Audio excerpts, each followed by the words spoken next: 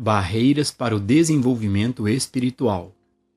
Como seres humanos, todos nós queremos ou precisamos de algo, e é o desejo por esse algo que bloqueia nosso desenvolvimento espiritual.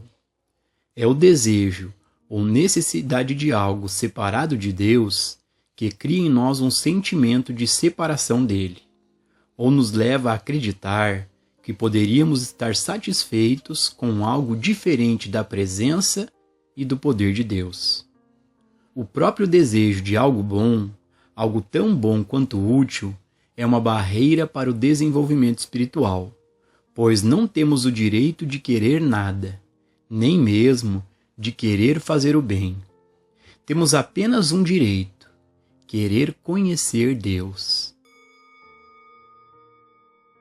Pessoal, para a gente poder se aprofundar e ter uma visão mais real desses assuntos que o Joel Goldsmith está trazendo nesse trecho, mais uma vez, o mestre Gualberto está aqui conosco. O mestre Gualberto, para quem não sabe, já teve esse assim chamado despertar da consciência. E hoje ele compartilha a sua visão de quem vive nesse estado desperto de consciência. Bom, mestre, neste trecho, o Joel Goldsmith comenta sobre conhecer Deus. Dentro desse assunto, o mestre pode compartilhar a sua visão sobre como podemos conhecer Deus e sobre como podemos encontrar Deus? Ô Gilson, conhecer Deus, encontrar Deus, são expressões que, em geral, nós usamos. Conhecer Deus, encontrar Deus. Quando você tem dentro do seu bolso uma chave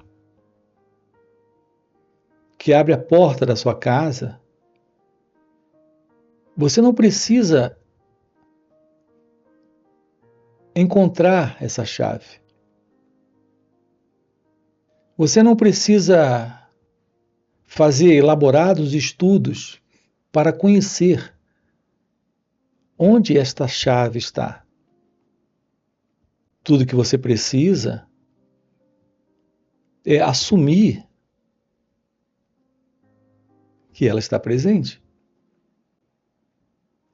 O ponto é que você não pode assumir que ela está presente enquanto não se der conta da verdade dela em seu bolso. Então, o que é que nós realmente precisamos para encontrar Deus, para conhecer Deus? Nós precisamos assumir a verdade sobre nós mesmos. Isso é como colocar a mão no bolso e se dar conta da presença da chave. O que nos aproxima desse conhecimento de Deus e desse descobrimento ou dessa descoberta sobre Deus não é o movimento para estudar livros ou o movimento de práticas esotéricas, espiritualistas ou místicas. Assim, o que de fato nós precisamos é de uma visão sobre nós mesmos. A realidade de Deus é a verdade sobre a vida. Quando temos curiosidade de saber o que é a vida, é uma mera curiosidade intelectual. Quando temos uma curiosidade de saber algo sobre quem nós somos,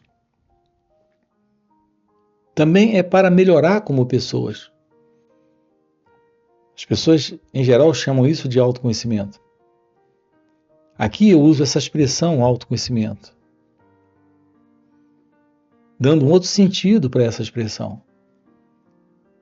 Aqui, autoconhecimento, sim, é tomar ciência de quem nós somos,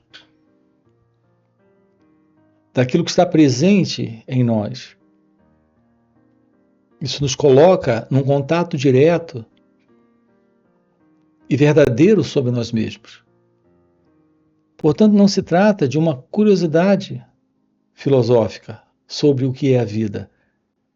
Não se trata de uma aproximação de si mesmo para, como pessoa, passarmos por uma mudança e melhorarmos. Aqui se trata de tomarmos ciência daquilo que de fato está presente dentro de nós. É quando você entra em contato direto com aquilo que você é, que você pode ir além disso. Então está presente uma compreensão de que esse ciúme, essa inveja, esse medo, essa ambição, essa raiva, essa ansiedade, esses estados de depressão, esses desagradáveis estados de sofrimento presente em você, assim como agradáveis estados de prazer também presente, como alguns momentos de alegria, de satisfação, de preenchimento emocional, de prazer na relação com ele ou ela. Uma vez que você tome ciência daquilo que é você, daquilo que se passa com você, como pessoa, como sendo alguém, você descobre a verdade sobre isso. E descobre que existe algo além desse alguém, desse você. É a autodescoberta. É a verdade sobre o autoconhecimento que nos dá uma real visão da verdade sobre quem nós somos, sobre aquilo que expressamos ser dentro das relações com as pessoas, com o mundo à nossa volta e principalmente com nós mesmos. É essa aproximação que nos dá uma visão dessa chave. Uma vez visto isso, uma vez compreendido que isso não é a verdade última sobre nós mesmos e que isso é só a expressão de um modelo de condicionamento aprendido culturalmente, socialmente, dentro desse padrão de cultura humana, nós temos agora uma chave para irmos além disso, além desta condição de identidade do eu, de identidade egóica, de pessoa. A verdade sobre a pessoa é que estamos diante de uma ilusão. Essa é a verdade sobre esse mim, sobre esse ego. Essa identidade que se vê separada da vida, que se vê separada do outro, que se vê separada de Deus. É uma crença, é um modelo aprendido, é um modelo de condicionamento que nós temos. Assim, o contato com essa chave dentro do bolso é o descarte da ilusão desta separação entre você e a vida, entre você e Deus. A sua pergunta é como conhecer Deus. Antes de qualquer ideia de conhecer Deus, temos que ter claro para nós mesmos a necessidade de conhecermos a nós mesmos. Nós podemos passar uma vida inteira lendo livros, estudando, ouvindo falas, palestras, tendo todo tipo de imaginações acerca de Deus, sobre quem Ele é, sobre onde Ele se encontra.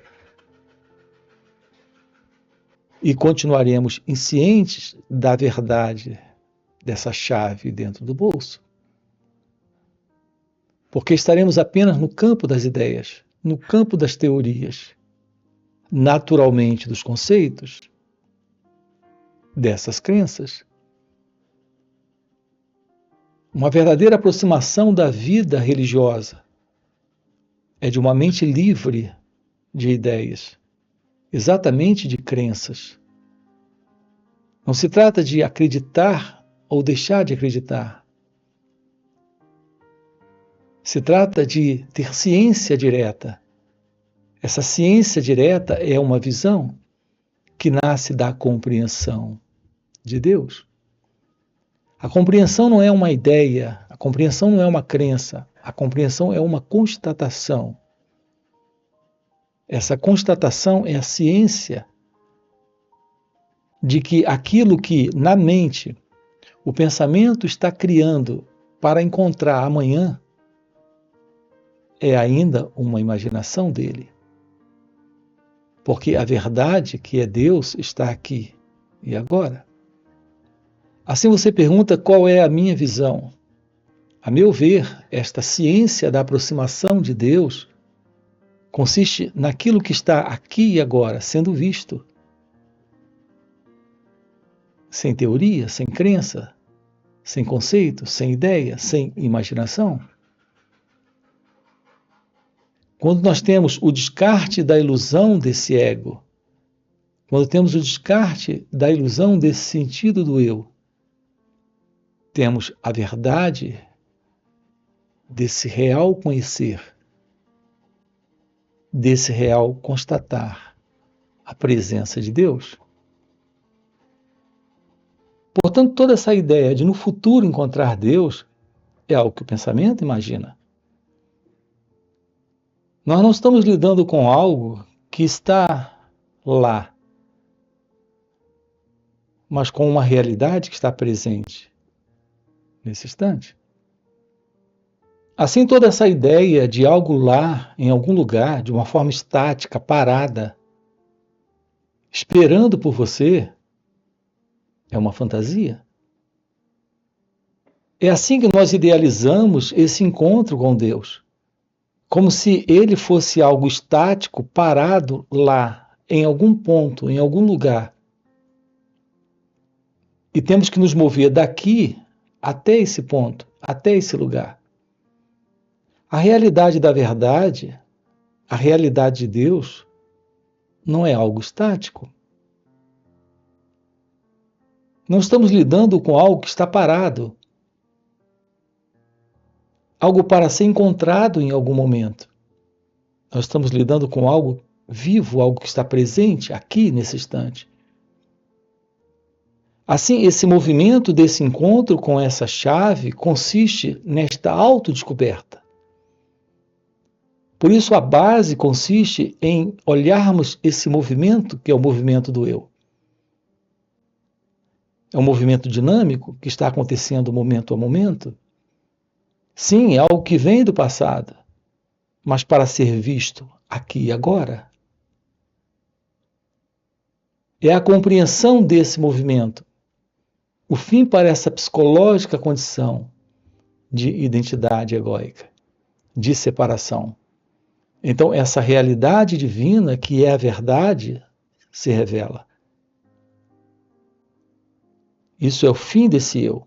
É o fim dessa psicológica condição de identidade egóica, de identidade separatista. Olhar para esse momento e, nesse momento, tomar ciência daquilo que está presente nesse instante, sem colocar uma identidade nisso, é se aproximar dessa chave, desse encontro, desse instante, onde a verdade de Deus se mostra. É aqui que temos a ciência desse conhecimento divino, desse conhecimento de Deus, desta revelação ou desta realidade se mostrando. É isso que estamos com você aqui trabalhando. A base para isso é o autoconhecimento. É ele que nos aproxima desta ciência da meditação, que é esse espaço onde esta realidade floresce, está presente, aqui e agora. Ok? Então, se Deus nos coloca em alguma forma de serviço, ensino, cura, enfermagem, pintura, escrita de peças ou livros, ou o que quer que seja, nós realizamos nosso trabalho com alegria e prazer, porque estamos nos permitindo ser transparências através das quais Deus pode brilhar. Mas desejarmos fazer qualquer uma dessas coisas seria glorificar a nós mesmos, e isso é errado. É difícil viver a vida espiritual porque, na cena humana, estamos continuamente desejando algo, ser algo, fazer algo, beneficiar ou abençoar alguém. E essa é a barreira para o desenvolvimento espiritual. A dissolução da barreira vem com a renúncia de nossos desejos, vontades ou planos, para que possamos ir puros a Deus, sem pedirmos suprimento, companhia ou serviço, mas pedindo apenas que a graça de Deus seja estabelecida em nós, para que Deus nos envolva e permeie, para que possamos conhecê-lo corretamente, percebermos nossa unidade com Ele e, assim, nos tornarmos conscientemente um com o princípio criativo de nosso ser. Isso é tudo. Nós, então, não temos mais necessidades, nem mais desejos, nem mais vontades. Neste trecho, o Joel Goldsmith comenta sobre os desejos. Mestre, você pode compartilhar a sua visão sobre como podemos superar os desejos? Gilson, a questão dos desejos é bem básica, é simples. Nós precisamos realizar algumas coisas. Mas essas coisas que nós precisamos realizar, elas são básicas. Então está presente o desejo por coisas básicas na vida que nós precisamos. Mas fora estas coisas básicas, comer, por exemplo, é uma coisa básica. Quando você tem sede, você deseja água. Quando você tem fome, você deseja comida. Quando você está com frio, você deseja se proteger do frio. Veja, o desejo é parte da vida. E nós temos desejos básicos. Mas fora esses desejos, nós temos esses desejos psicológicos. Onde a partir do pensamento, diante de algo que cria uma sensação, baseado numa experiência de memória que já tivemos de prazer com aquele objeto, nós desejamos aquilo novamente. Esse desejo nasce do pensamento, é algo que nasce da memória. Esse é o fundo em nós psicológico, que produz estados internos de contradição, por exemplo, entre um desejo e um outro desejo. Nós temos o desejo de algo, mas ao mesmo tempo nós temos um outro desejo contrário àquele. Sabemos que aquele primeiro desejo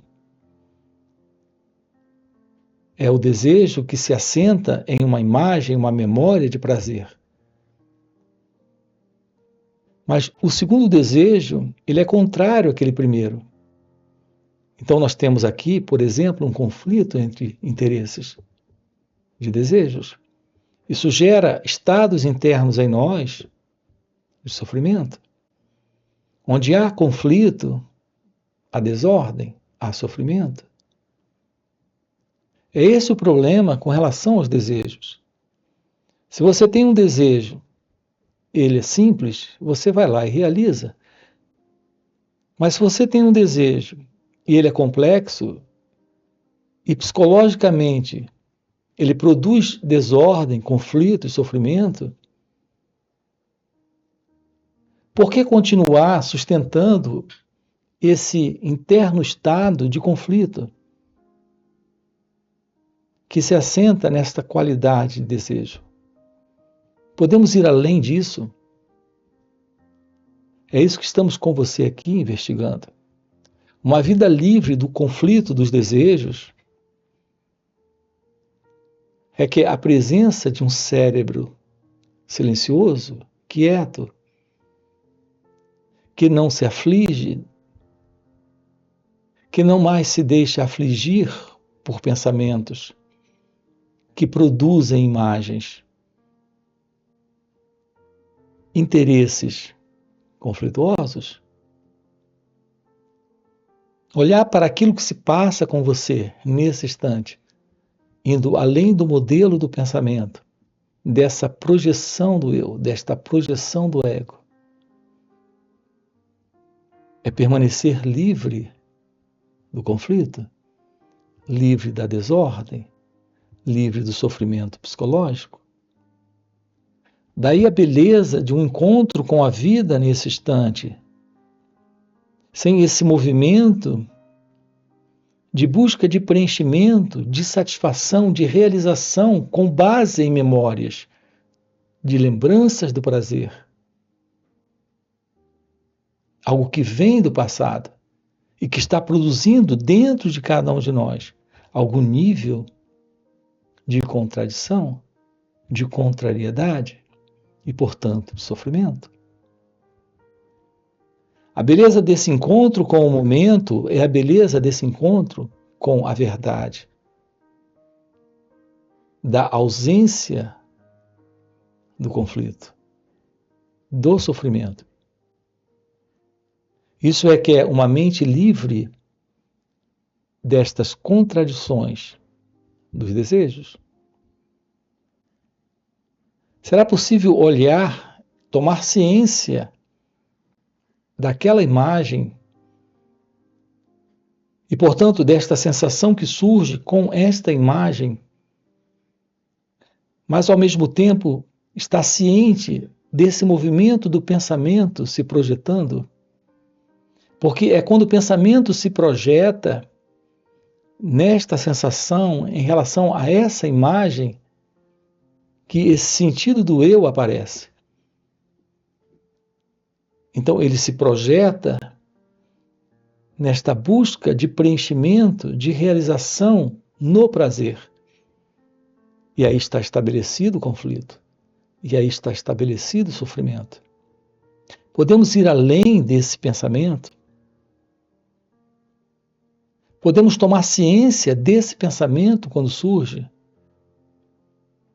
Porque é a ciência desse pensamento,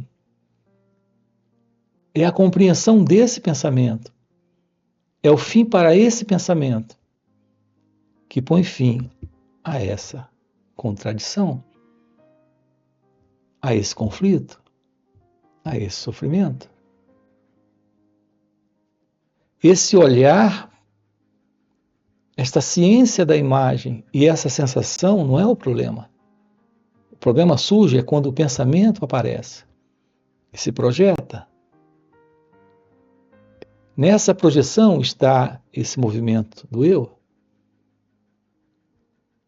A atenção sobre esse instante põe fim a essa qualidade de pensamento e, portanto, põe fim a essa qualidade de desejo. Põe fim a esse sofrimento. É por isso que temos falado com você aqui da importância dessa atenção sobre as nossas reações. Porque é a ciência dessas reações, o fim para esse movimento, que é o movimento do eu, que é o movimento desse pensador, desse que projeta pensamentos, desse elemento que vem do passado. A ciência desta reação é o fim para esse movimento. Então, estamos diante de um momento livre do peso do pensamento, do peso desta projeção, do peso desta ego-identidade. Isso é o fim do ego, isso é o fim do sofrimento, do conflito, naturalmente, de tudo aquilo que causa desordem para este eu. Naturalmente, isso é o fim dessa desordem no cérebro, na mente. Então, estamos diante do silêncio, da quietude, da ausência do conflito, da ausência do desejo. Ok? E para você que está acompanhando o vídeo até o final e deseja realmente viver essas verdades, fica o convite para participar dos encontros que o Mestre Gualberto proporciona. Nesses encontros, além do mestre responder diretamente às nossas perguntas, ocorre algo muito mais profundo e impactante do que isso. Por quê? Porque o mestre Gualberto já vive nesse estado desperto de consciência. E nesses encontros ele acaba compartilhando esse estado de presença que ele vive. E nesse compartilhar há um poder, há uma energia, há uma graça que a gente acaba entrando de carona nessa presença do mestre. E isso é um facilitador incrível para podermos observar a nossa mente, para podermos entrar num estado natural de meditação. Então fica o convite. No primeiro comentário fixado tem o link do WhatsApp para poder participar desses encontros. Além disso, já dá o like no vídeo, se inscreve no canal e nos vemos no próximo vídeo.